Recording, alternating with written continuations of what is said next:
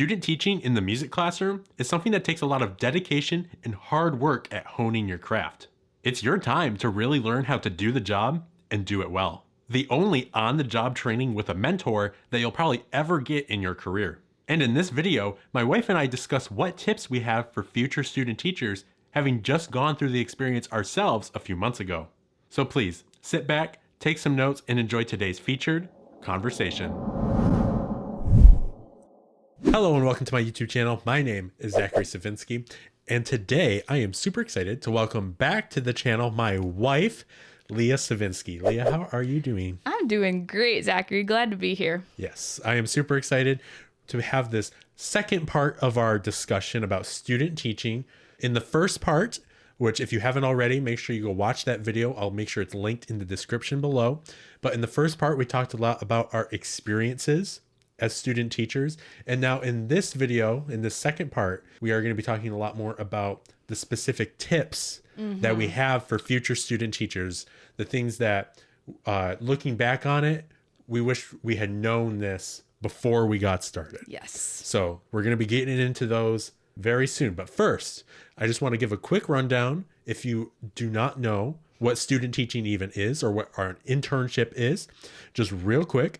Student teaching takes place during the semester right before graduation. So it's in those, we did it in our spring semester. So from January to April, right before graduation, we were in the classrooms daily teaching.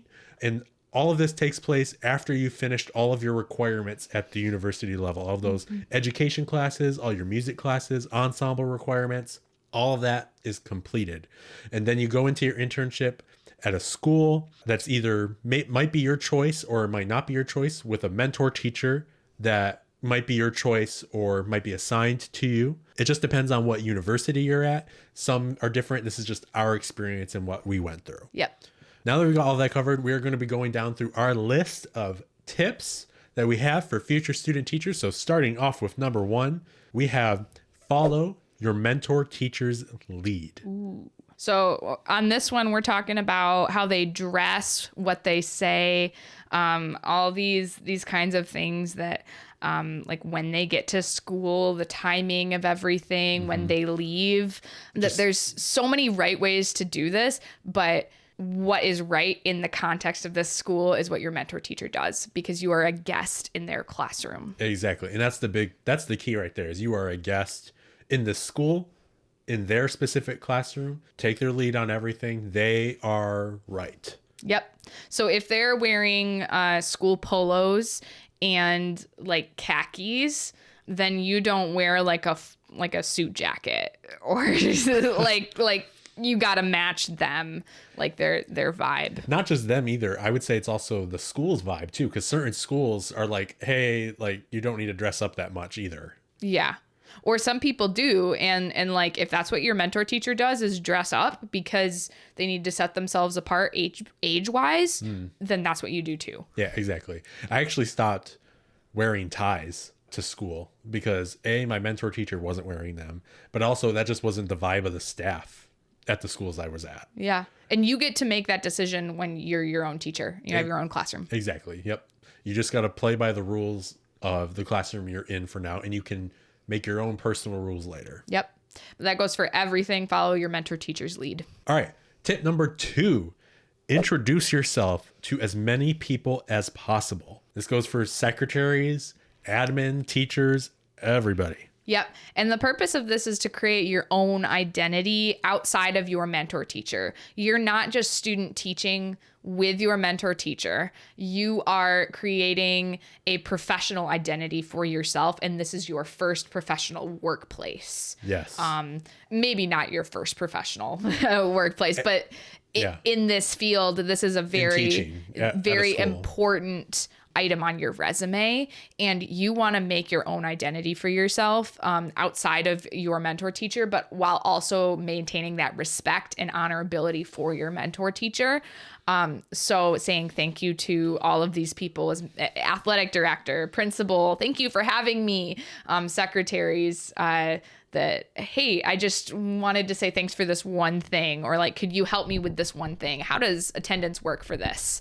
That you can just ask them these random questions, maybe about how the school works too, that as your relationship builds with these people, that they're here to help you, but still trying to build your own identity. Yeah, absolutely. Tip number 3, keeping journals and checklists. I would like to say right up front, I kept a journal recapping each of my days of teaching for 10 whole days. Then I stopped. I would say, though, it's important to keep some type of journal, some type of recap, some type of debriefing for yourself. Probably after every single day, maybe after every week. The way I was doing it just wasn't very sustainable for myself, because I was doing like full on journal entries, and that just got tiring. I told you that after like day 1. I was like, how are you going to be able to do this, man? Yes. But I would say it's a very important thing, because it lets you get all the thoughts and maybe even some of the things that your mentor teacher said to you. Yes, the quotes. Oh my gosh. I have a list of quotes in my notes on my phone. Yeah, like just getting those things written down so that way you'll never forget. I wrote down different activities to do, different teaching strategies of different things to do in certain situations. Okay. Writing all of those things down. So I think that's really important. Yep. All that really matters here is that we're remembering our experience from student teaching. And so however works best for you to remember what you're learning and to retain that information, that's what we're going for here. Exactly. And that could maybe even be recording a video at the end of each day. Like in part 1 of our discussion here, it was just one big debrief of all the things we learned from our entire internship. Yeah. But if you do one a day, like one 30-second, 60-second video a day, maybe that's another idea too. Hit record on voice memos on your way home in the car, and just kind of like talk for maybe like just a few minutes of like, okay, these are the things that went well this week. These are the things that I'm going to improve on next week, and like based on what happened this week. Yeah, absolutely. Moving on to tip number 4, we have recording yourself. Leah, why should people record themselves? Recording yourself is so important in teaching, because you're going to catch things in the recording that you did not catch on the podium. I'm not just talking about recording your ensemble or the class of how they're responding of the product, but I'm talking about recording you, because you're going to say things that you're not going to like, but you're not going to catch them when you're on the podium, because you're focusing on behavior issues. You're focusing on what you're trying to hear in the ensemble. You're focusing on the next thing, what comes next in your lesson, and you're not going to catch all of these things that you could be doing better, and debriefing those things in your head while you're on the podium. Right. Yeah. You need those recordings to debrief and reflect. It's a good evaluation and a good reflection tool. Yes. All right, moving on to tip number 5. Observation is just as important as doing. I learned a lot personally just by watching my mentor teacher actively teach the students, not just from his feedback to myself, but from actually watching him do the thing. One of the most enlightening things was actually during festival season, watching him rehearse the piece that I was rehearsing, seeing the different things that he did, seeing the different things that he said about the piece to the students. Actually in practice was super helpful for me, because I feel like at this point in time in the concert cycle, I felt like I had hit a wall. Yeah. Like I didn't know where else to go. Yeah. So, but seeing actually him rehearse it actually helped me feel refreshed as far as like in having new ideas of how to finish out the piece and push forward to the final performance at festival. Yeah. That was one of the most helpful experiences. Yeah. I was going to use the word refreshed if you weren't going to use that. I remember you shared that with me. Yes. And you were just a little discouraged, like when you hit that wall, like you realized it, you didn't know how to rehearse that piece, and observing him rehearse that piece instead of you. And it was only for like one rehearsal. And that was all you needed, just to see another teacher do it, and just to be encouraged that, hey, there's another way of doing this and I can still move forward. This isn't forever. Yeah. This isn't the end. Moving on to tip number 6. When you are at school, you are only thinking about school things. Your mind is in school mode. Do related things. If you have downtime during your planning period, get something school related done. Leah, this is something that you wrote down. What do you have to say about this? Yeah. I found it very useful in my final internship to leave school at school. And do home things at home. Now, I know this isn't completely possible because your internship and this profession that we're in as music directors of any sort has a lot of responsibilities that need to be taken care of somewhat immediately. And you can't... Very time consuming. Very, very time consuming. And so setting those boundaries is really important. However, the stuff still needs to get done. And so if it needs to happen at home, that's still on you to set those boundaries of how long you're actually going to spend on that. And by no means am I an expert on this. I know neither of us are. Right. Not at this point in our careers. No. And I'm not trying to make it seem like I am, but I just wanted to share that I did find that it was easier for me and my mental health and our relationship at the time being engaged. And I know there's other people in our classmates had other things going on that we just needed to get away from teaching and get away from school for a second. And we just needed to leave work at school, leave school at school. And so that meant using our planning time really wisely, having those conversations with our mentor teacher in a very effective way, and staying after school, like cutting off like at 4 p.m. or like at 3:30 or like whatever time you decide for yourself. That was just really, really important. I saw myself grow in that area as kind of figure out things as we went along. Yeah, absolutely. Okay, moving on now to our next point number 7, or tip number 7 rather, lesson planning at the end of each day. Making sure that at the end of each day, you ask your mentor teacher, what am I going to be expected to teach the next day? If you haven't had that discussion already. I know some people, they'll front load it, like this is what you're doing for the week. So just making sure that you are clear on what your plan is for that next days of classes, not figuring out on the podium like I did sometimes. I don't recommend that. That's not good. That doesn't help us get to our end goals as fast as we would like. Yeah. Is when we're just rehearsing the ensemble. Figure out what your plan is and discuss it with your mentor teacher, and then they might have suggestions too. We're the students in these situations, but we're also the professionals. And as much as we want to blame our mentor teachers for maybe not doing the best job leading us in something, or like suggesting that this is what you're going to be teaching today, it's on us to ask us that. If we're unclear with something, we're the professionals here as well, and we are expected to stand up for ourselves and say, I don't know what I'm doing.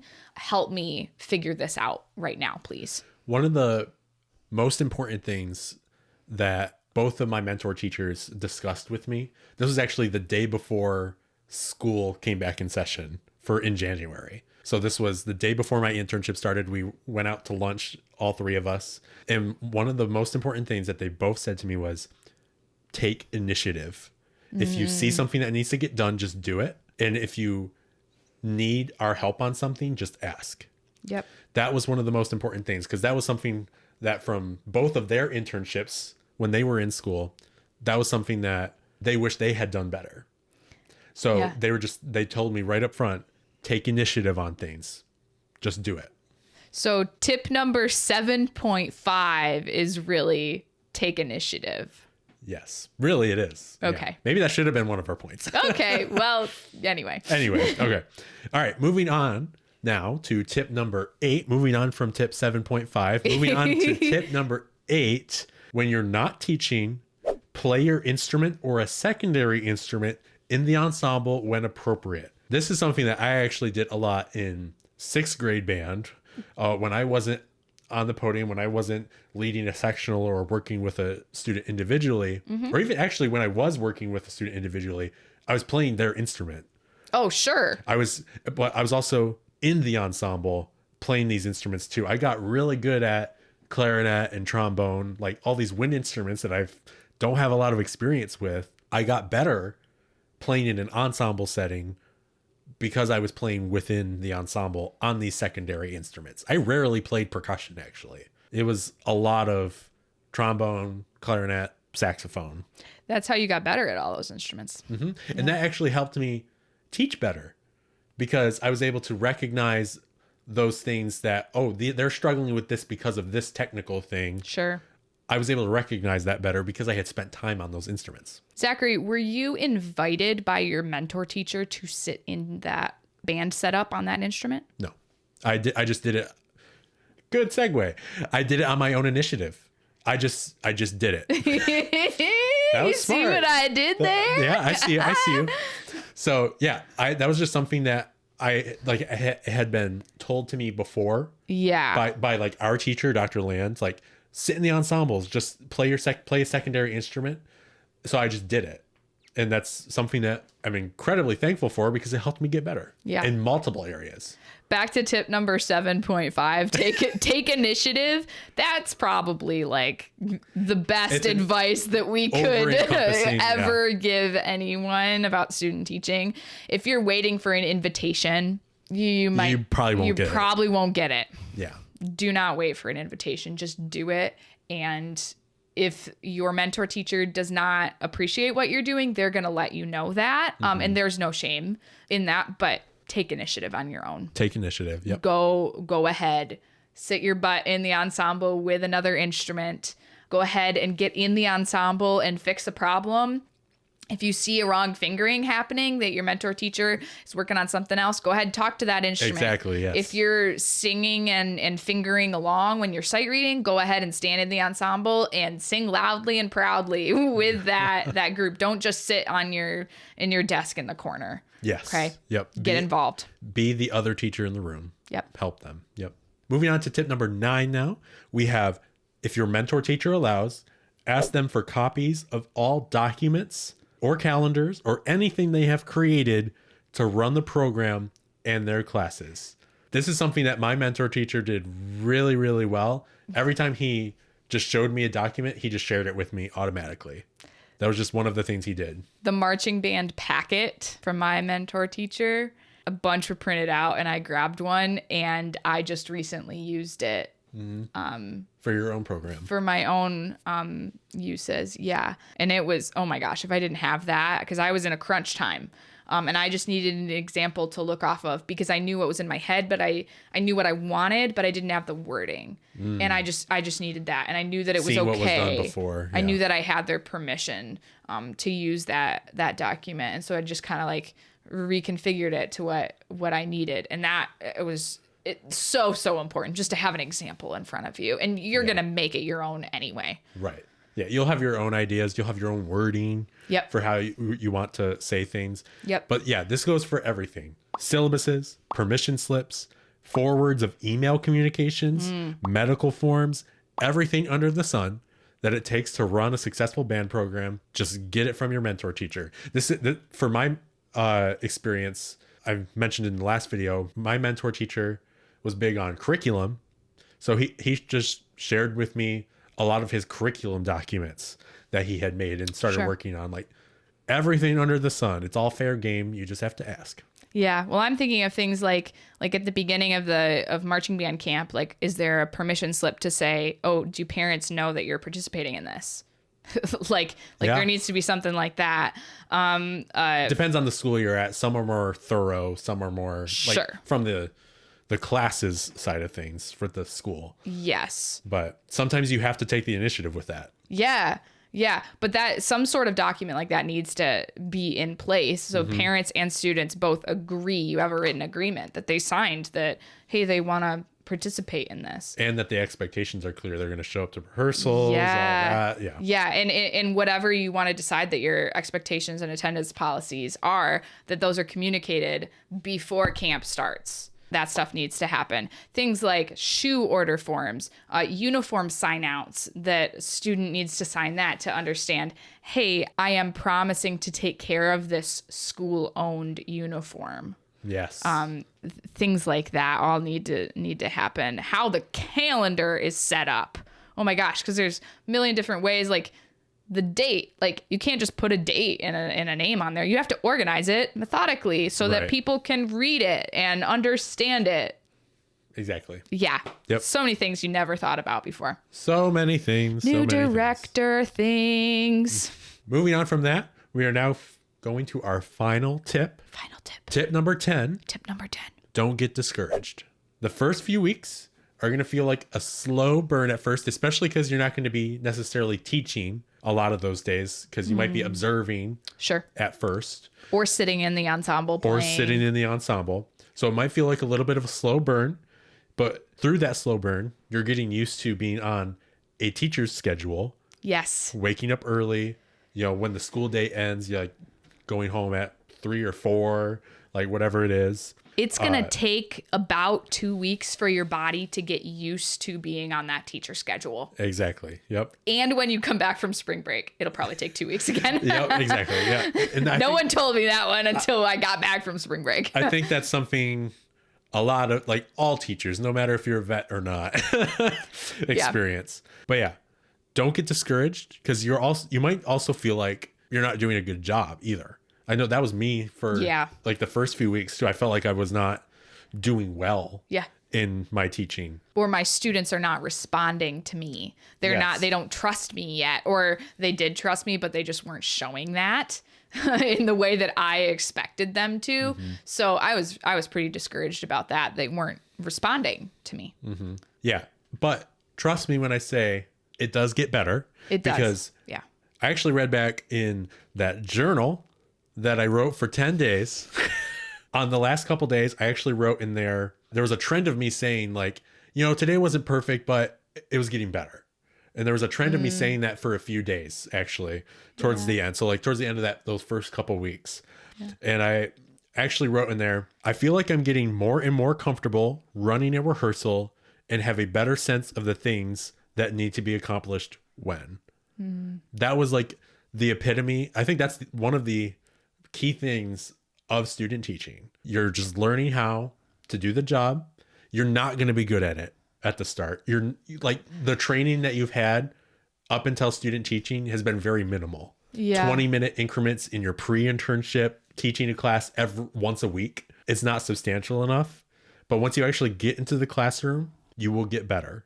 Every time you go at it, you will get better at it. I felt very on top of things and as prepared as I possibly could have been walking into my final internship. And in the first few weeks, I was shown how much I did not know, but I knew that was coming, and I was prepared mentally to accept that defeat, if you will, and be ready to learn without shame or without any judgment on myself what to do better. It's ultimately what we're there for, and it's also what we signed up for at the same time. Yes. Because we're there because we want to graduate with a degree, the degree we've been working on for the last 4 years, but also we want to become better educators. Yes. And it's what we signed up for, and it's what we're happy to do as well because we want to be better. We're there to learn, so let's learn.